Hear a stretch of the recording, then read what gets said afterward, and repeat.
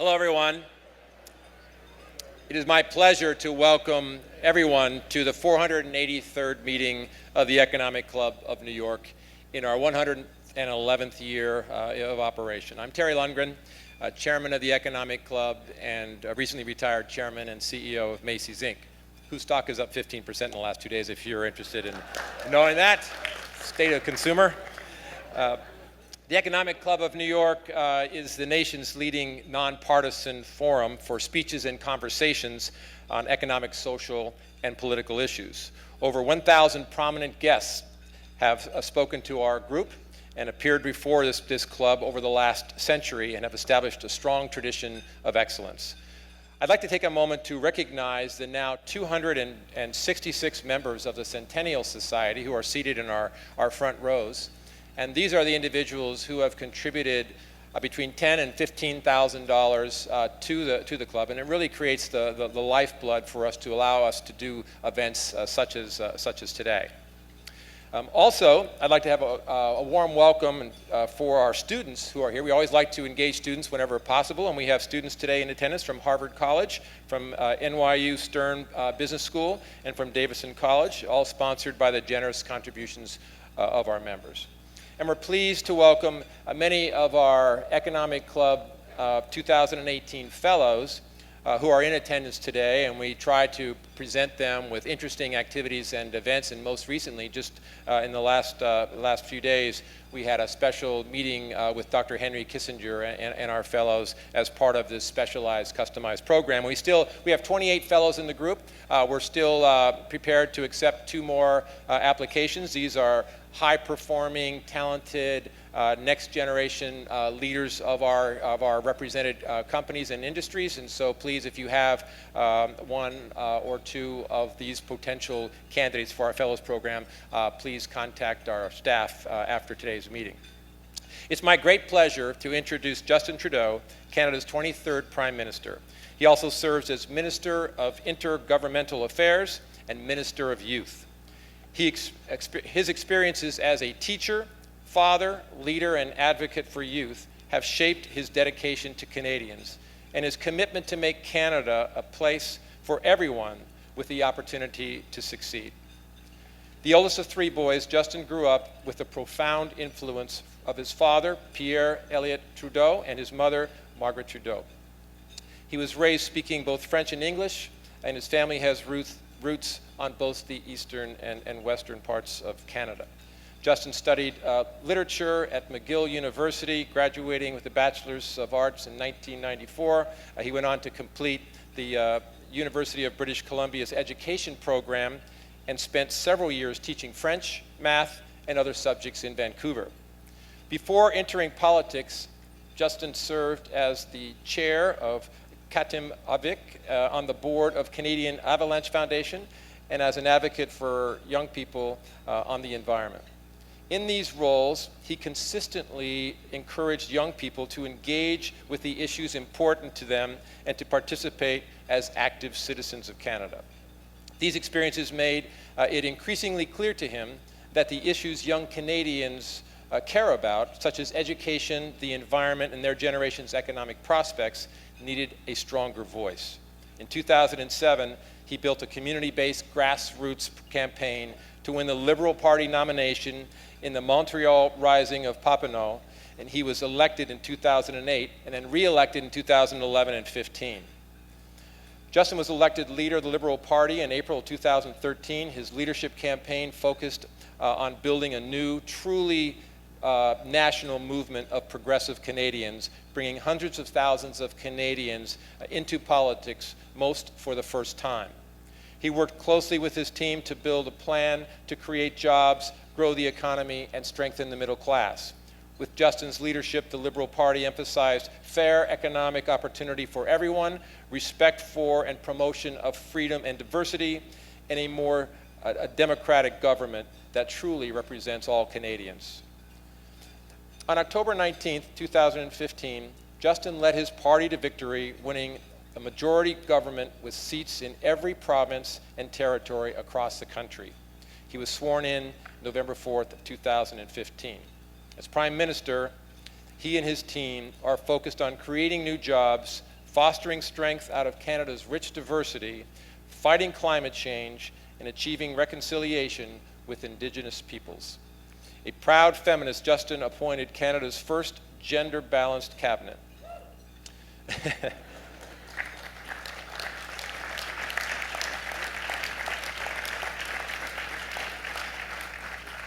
So our format today is a conversation between the Prime Minister and Susan Lee, a Canadian-born correspondent for Fox Business News, and we look forward to this conversation. Please, Justin and Susan, take the stage.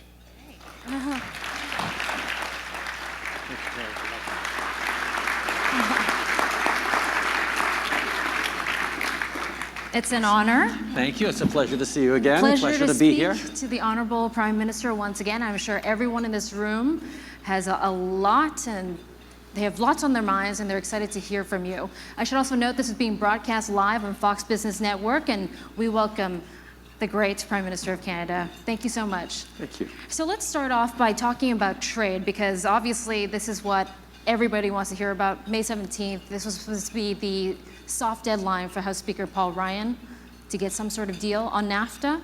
Where are we on that?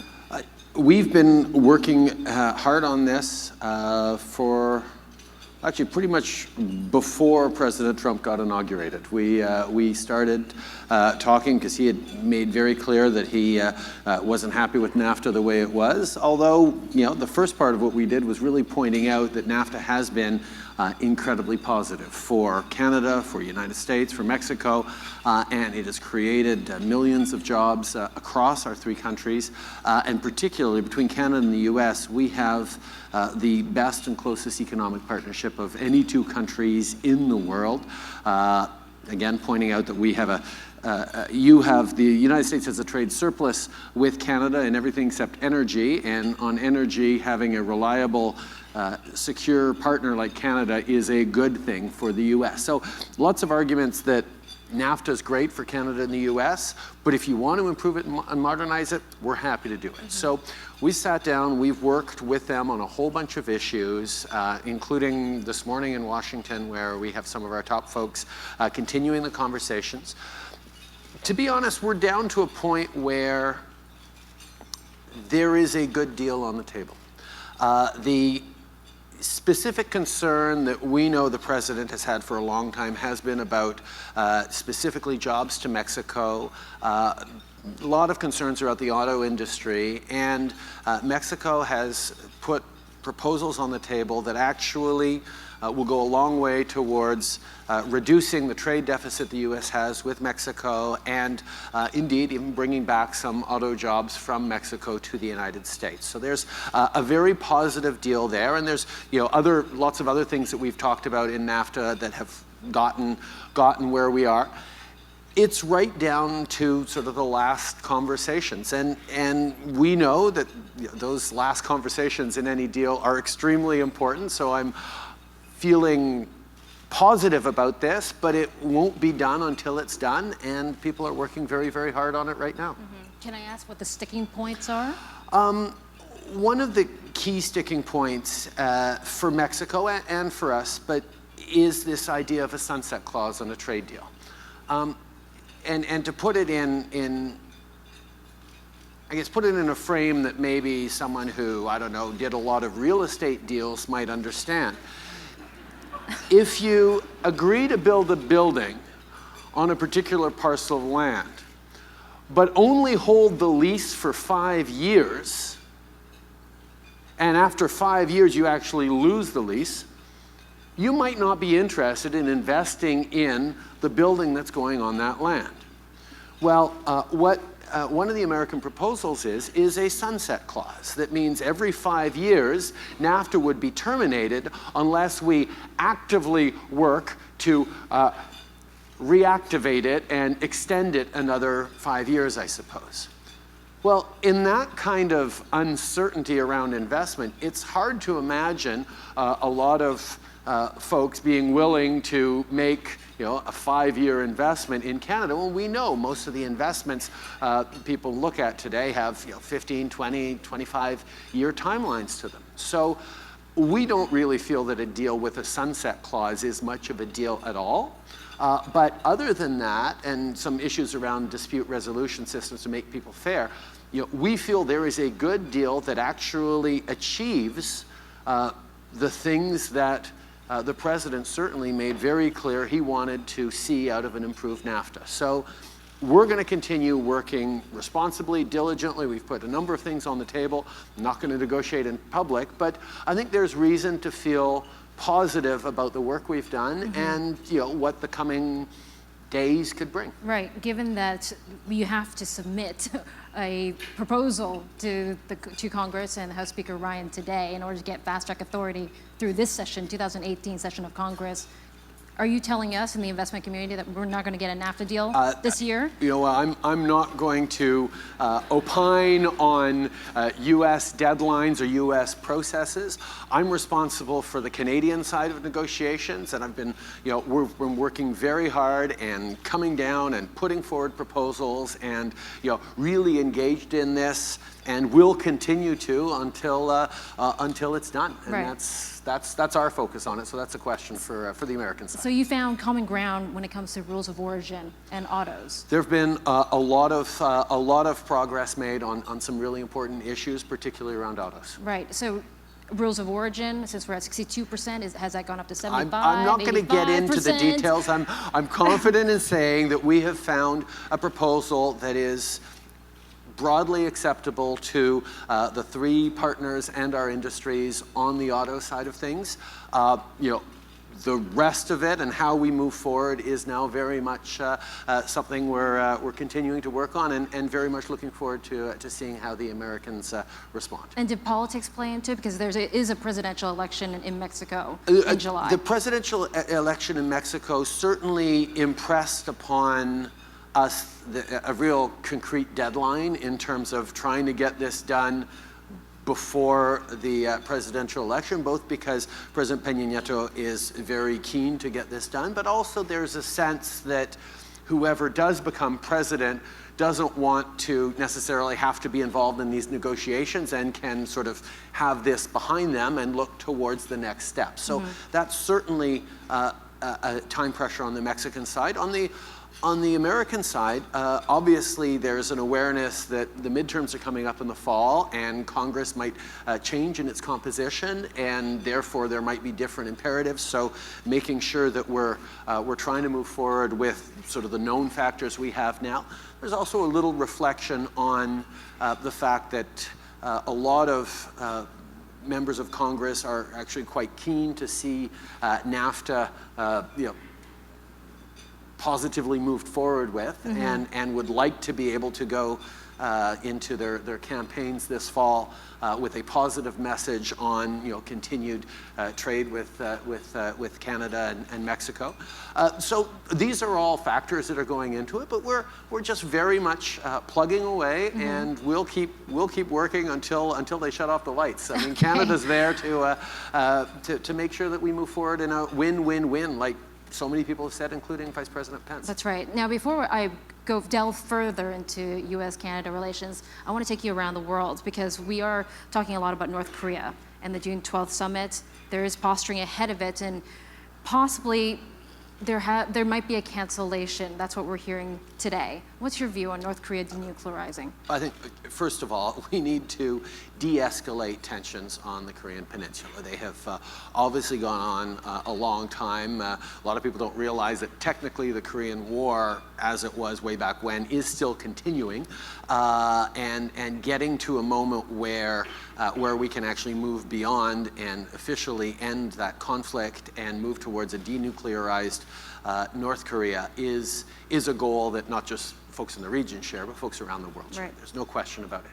I think there is a clear understanding that the solution is not going to be a military solution to get to peace, that it needs to be diplomatic, it needs to be political. Canada was happy to host the Vancouver conference a number of months ago that actually pulled together people and moved things forward. We've continued to contribute in a number of ways. I think obviously the historic meeting between South and North Korean leaders a number of weeks ago was a very positive sign, a positive step. We have seen and heard positive noises from North Korea before that didn't end up panning out. But I think hope springs eternal, and one certainly looks towards the possibilities of further negotiations with hope and with a sense of urgency. There's doubt within the American public that you can trust a North Korean leader. I think the world is filled with people that we can't trust, but we have to try and figure out how to work with anyway. And moving forward in ways that remain... I wasn't even going there in my mind. You people. You people. Working, positively with folks with whom you disagree is what politics and international relations are all about. There we go. Sorry. So got totally off track on that question. So how important is the June 12th meeting in Singapore? I think it's quite important. Obviously, it'll be a significant, historic meeting.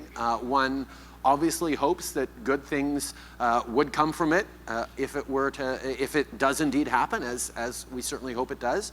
But I think there's a recognition that there is a lot of work to do, even if that meeting happens and goes as well as one might dream it might. There are going to be many steps ahead that will require verification,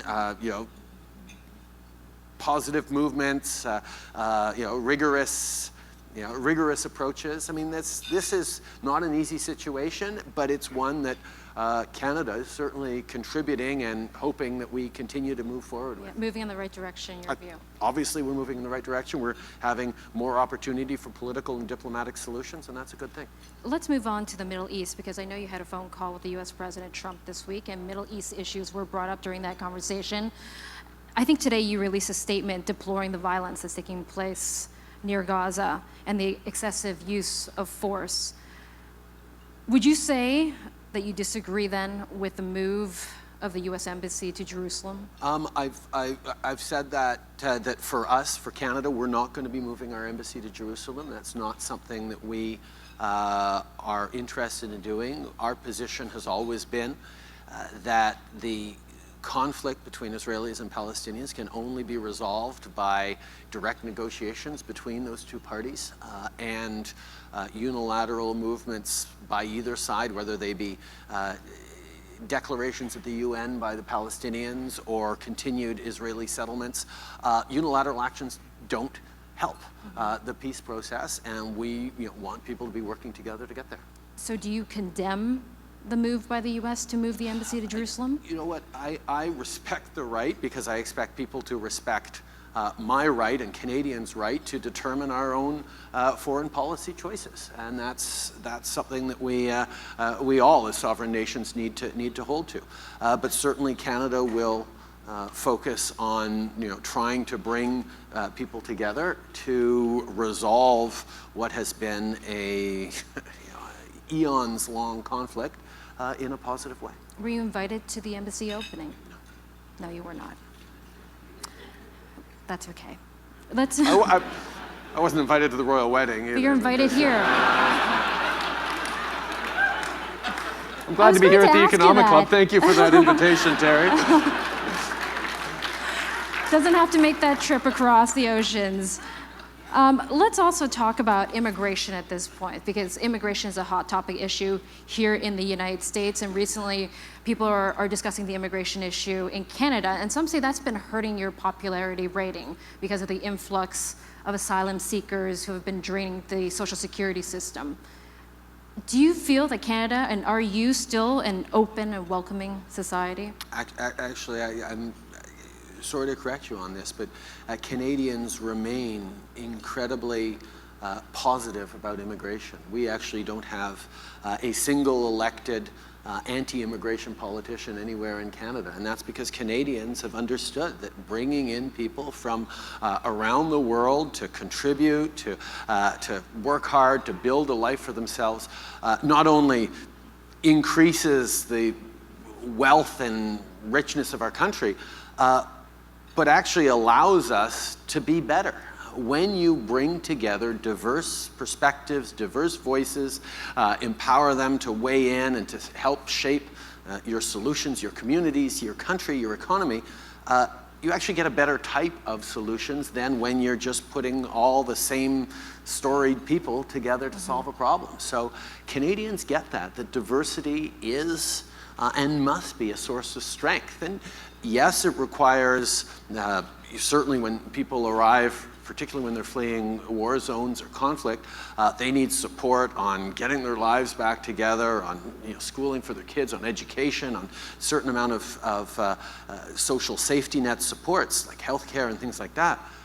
But rapidly, those people who've been given an opportunity to raise their kids in a free and welcoming society and contribute to it do indeed do that and create. I mean, the story of not just Canada but of North America is one in which folks coming here from around the world working hard to build their own success has created two of the most successful countries in the world. And that's certainly something we're going to continue doing. Well said. But Prime Minister, there have been protests and rallies taking place, especially in the province of Quebec, which has had to take in the majority of the influx of the asylum seekers. And even the opposition Conservatives have criticized the Liberal, your party, for driving the Canadian immigration system, what they call, into shambles.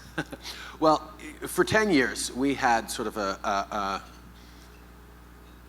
no, I don't do politics overseas, so I'm going to be very careful in my words to not criticize too much the previous government. But let's say the previous government in Canada didn't invest as strongly or responsibly as they could have, should have, on immigration processing or even things like border security, which means that over the past 2.5 years, we've had to make significant investments and try and cut some of the delays and some of the challenges that have existed in our immigration system, and we're coming along a fair ways. One of the issues that you're talking about is the fact that there are a number of people crossing our borders in irregular fashions, actually between border points, and seeking asylum in Canada. Many people who actually hold active and valid US visas. What we are doing is we are ensuring that every single one of those people is processed according to our laws, rules, and principles around immigration. And one of the things that's true for Canada and the United States and a lot of countries around the world who have signed UN accords on refugees is if someone comes to our country, is on our soil and says, I'm claiming asylum because I'm a victim of conflict, of war, of terror, of persecution in my home country, and I seek asylum in your country, it is a requirement of Canadian law that we process that asylum claim, that we examine whether or not they are indeed refugees fleeing conflicts that have put their lives and beings in peril. That means we are going through an immigration process with them that gives them a chance to demonstrate that they are actually refugees fleeing violence. If they are simply economic refugees looking to create a better future for themselves than whereas in their home country, we have a separate immigration system that they can and must apply to from outside the country, and we will therefore say, you're not an asylum seeker, you're not a refugee, and we send them back to their country of origin, or they have to leave Canada in any case. So we have a system that we are applying according to the rules. And yes, there is a large number of irregular arrivals who are crossing the border into Canada right now. From the U.S. From the U.S. Yep. But we are processing them in a responsible, rigorous way that is reassuring to Canadians that, yes, our rules around immigration system apply. And one of the precious things about Canada is that Canadians are positively inclined towards immigration and refugees. And for me, protecting that and not letting it fall into the politics of fear or division or identity is really important. And one of the ways we do that is by demonstrating the robustness and the continued full application of all the rules we have around immigration, because that's reassuring to Canadians, it's reassuring to people coming that there is a rule of law here and we will apply it in responsible ways. And just to connect that to the U.S. immigration debate, one Canadian official has compared Canada's position to the U.S. in terms of looking at visas and maybe getting help and preventing some of these asylum seekers from crossing the border illegally, is similar to what the U.S. is asking Mexico and Mexican help with refugees as well. I think a lot of different countries have questions and approaches on immigration that have commonalities, but everyone has different approaches as well. So we're going to focus on what works for Canada, and what works for us is quite frankly doing things like demonstrating that we value and welcome people who want to come and contribute. And one of the things we did, as an example, at a time where the U.S. is tightening up controls around visas, is we created a global skills strategy that actually says if you're a company that wants to come and invest in Canada and start up a shop or an engineering facility or a research facility in Canada, and you want to bring some of your top people to help start up that facility, we can give you a work visa for those folks in less than 2 weeks. Because we know if you come and start up a business in Canada or a plant in Canada with your top people, you will hire lots of our great Canadian, STEM graduates, of some of our great Canadian workers who, ends up in a win-win for everyone. So that's something we're doing. And if you haven't heard about the Global Skill Strategy, pass it along to your company because Right. It's something that we're very excited about. Well, U.S. President Trump has actually touted the Canadian immigration model as something that, the U.S. should be looking at as well, this point system, which also includes a component that if you speak the language, you get a higher score to possibly get entry into the country. A number of years ago, Canada switched a significant portion of our immigration system. Obviously, refugees is a separate stream. Family reunification, which is extremely important as well, is a separate stream.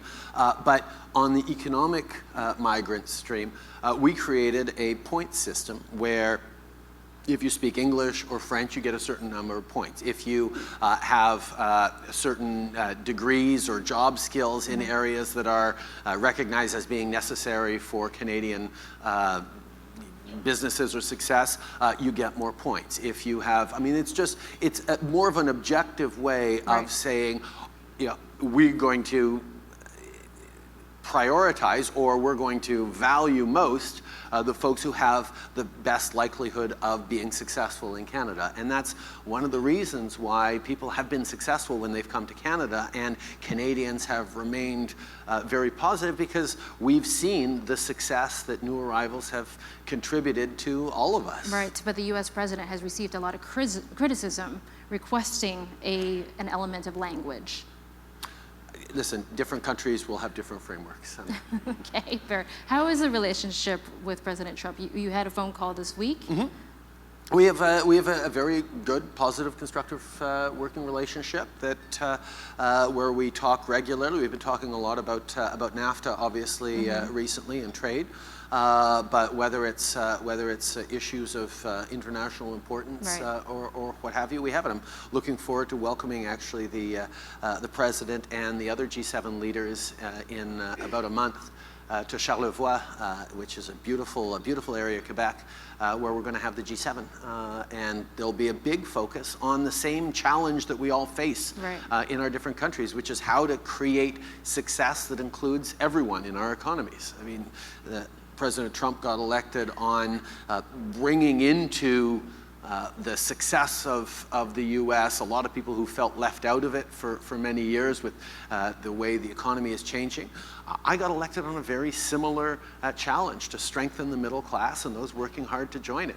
Now, some of our policy approaches are divergent, but our focus on trying to make sure that there is success for everyone in our societies are very, very similar. So that's what we're going to come together at the G7 to talk about. And that's actually where I'm going to highlight some of the things that we've done to tremendous success. I mean, last year we had the fastest growth rate in the G7. We have the lowest debt to GDP in the G7. We have some of the best numbers on ease of doing business, most solid banks, and we are the only G7 country that has trade deals with all other G7 countries. We have access to 2/3 of the world's GDP in preferential ways with our trade deals. So there's a lot of reasons to not just boost Canada, but to reassure citizens that trade can be good, that growth is good, by having them share in it. So we've done that by improving maternal and parental leave benefits, by investing in early learning and childcare, by giving more support to low-income and middle-income families. We've done that by lowering taxes for the middle class and raising them on the wealthiest 1%, which is something that actually has led to significant economic growth, because people who have more money in their pockets and spend it instead of stashing it away or investing it actually contribute to economic activity in significant ways. So there's a lot of things that we've done that have created a level of confidence amongst citizens in where our future is going, and it's allowed us to do things like invest in AI, massively invest in science and innovation, and say, well, the world is changing, let's be part of it, instead of trying to resist the change as long as possible and keep things reassuring the way they used to be. Mm-hmm. Instead, let's dive towards the future, and that's what Canada's doing. So that's how I get along with President Trump. There you go. Which was your original question. We look forward to the G7, and because you both are such big personalities, there's a close economic, political partnership between Canada and the US. People are always curious as to how closely you get along. So I'll give you a scale. How about this? If the scale is, bear with me, if the Mexican president Nieto is, say, 1, Macron is a 10, where are you in that sliding scale? I don't know. I think we're all interested in unpacking that scale she's just generated and why those choices are there. I think it's an interesting read on it. And listen, I will leave it to pundits and analysts to try and rank and compare. What I will say is, I've always had very good and forthright exchanges with the president in which he gets it. When I stand up firmly and strongly for Canadian interests and say, look, on lumber, you're risking putting a whole bunch of Canadian families in small communities across the country out of work if we can't get this lumber deal done. And I push back on some of the proposals he has.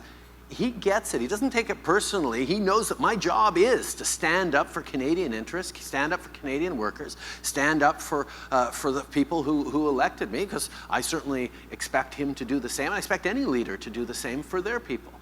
The approach that I take on that is also understanding that it's a bit of a privileged position because of the nature of the Canada-US relationship, which is so close and so historically deep and so multi-layered that I get to make arguments all the time that something that is good and in our interests as Canadians and as businesses is also very much in the interests of an awful lot of Americans. I mean, the United States sells more goods to Canada every year than it does to China, Japan, and the UK combined. We are the #1 trading partner for most of your states, top 3 for almost all of your states. There is a huge relationship there that makes it easy for me to say, look, yes, this is good for Canada, but this is also good for the United States, and we want to move forward on this. Or, yes, if you do this, it'd be bad for Canada, so please don't. But by the way, it'd also be really bad for a whole bunch of American families and workers and businesses that you don't want to have. So when I can approach things in that constructive way, things end up happening. Okay, so the scale would be a 7? 10. Again, I'll let you figure it out. Okay. We're running out of time, and I know one issue and one topic that the members here at the Economic Club of New York really wanted to touch upon and want to hear more about would be gender relations. And you've said before, proclaiming you're a feminist, you're going to raised your kids to be feminists as well. I'm just wondering what your take is on the Me2 movement and whether that actually helps take that movement forward. Well, I mean, I think first of all, understanding that the argument on including more women in a successful economy is not just a moral argument, or it's not an ethical argument, or not just a nice thing to do. It's a really smart thing to do. When you look at much of the growth that has happened in our developed economies over the past few decades, a huge part of it, if not most of it, happened because of the entry into the workforce of extraordinarily successful women in all walks of life, in all areas of our economy. Now, as we're looking and striking about to try and find where those next points of growth can come in our mature, developed economies, there is no question that making sure that women are as successful as men is going to lead us to better growth, but also better kinds of outcomes. When you look at companies that have more women on their boards, more women in their middle management. There are lots of studies that show that you actually get better decision making, better outcomes, better products, better solutions put forward. So it's certainly a competitive advantage, and that's really what we've been pushing on trying to move forward with proactive pay equity legislation, move forward not just on more parental benefits, which disproportionately benefit women, but ensuring that paternal benefits are specifically part of our package, so that there are use it or lose it components that if the second parent, usually the father, doesn't take the parental leave, then nobody takes a particular 5 weeks of parental leave. And what that does is it creates a more equal parenting or more sharing of the opportunity to raise their kids. So that's something that we're moving forward with.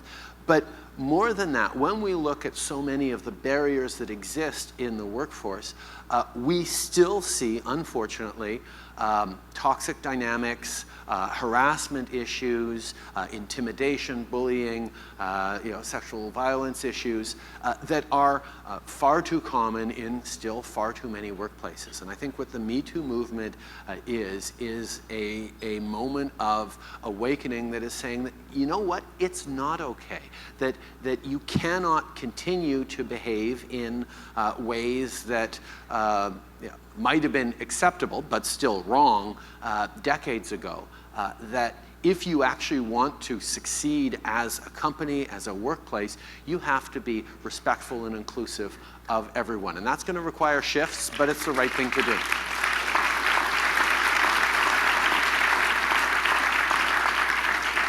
I agree.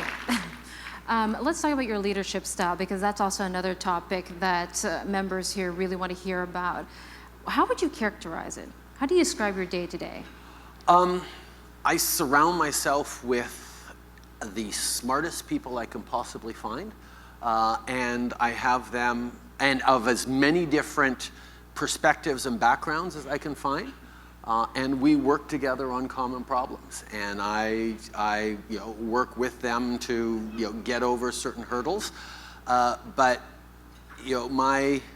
my approach is really making sure that I'm pulling together the best possible people and creating the environment and the conditions for them to succeed like they have in everything they've done. And a big piece of that is that gender balanced cabinet. Bringing together half men, half women, bringing together an extraordinary diversity of backgrounds, of stories, of life experiences, actually makes for a much better quality of conversation around the cabinet table than one that would happen with respect to everyone in the room, a whole bunch of gray-haired gentlemen.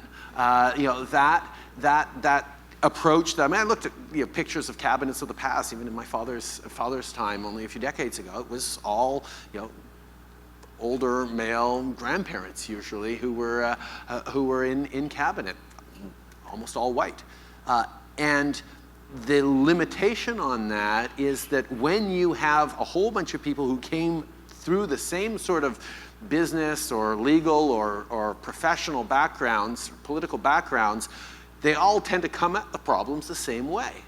Whereas when you bring together exciting, dynamic young people who are ready to challenge you, folks who've been had suffered marginalization in their life, or racism or discrimination, folks who've had different life experiences than the lawyer sitting beside you, that actually allows you to see around a problem in a much better way and come up with solutions that are really exciting. I mean, there's a reason universities like University of Waterloo in Canada are the top recruiting grounds for the most innovative companies in the world, including in Silicon Valley.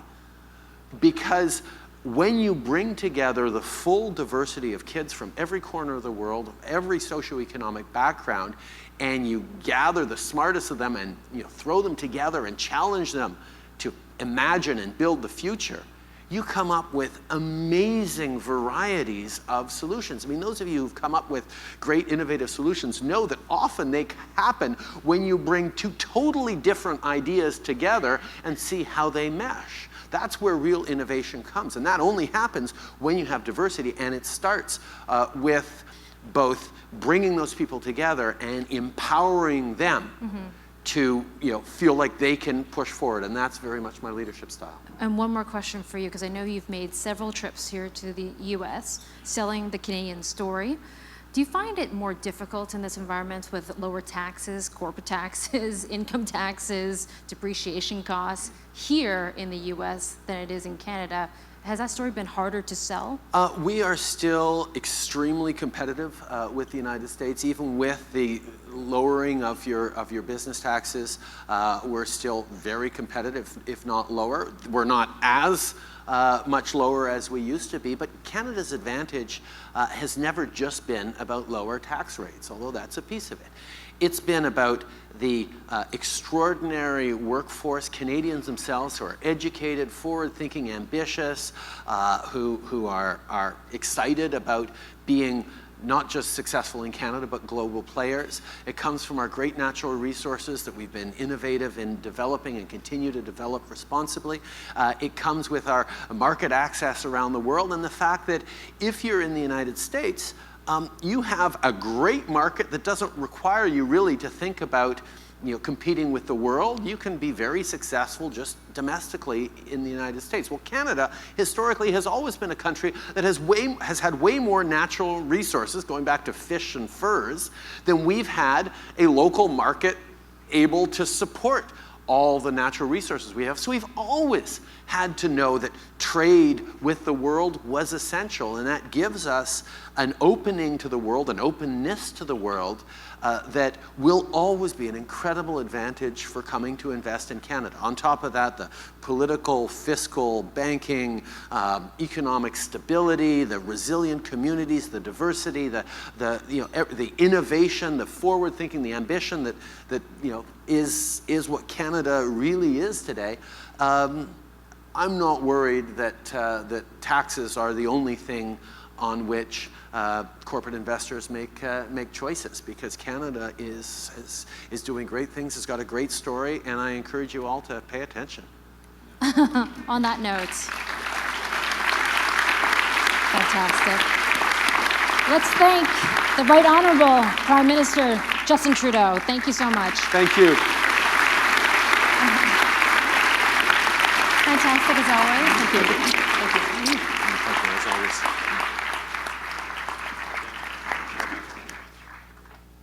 Thank you, Susan, for leading this discussion today, and thank you, Prime Minister, for finally making it to the Economic Club. We've been trying to lure you here for some time, and I'm just delighted that you were able to come today. I know you're on your way to Boston for your next engagement and unable to stay, but we're very grateful for your time today and your candid responses. All the best of luck to you. Thank you again. Thank you. Thank you.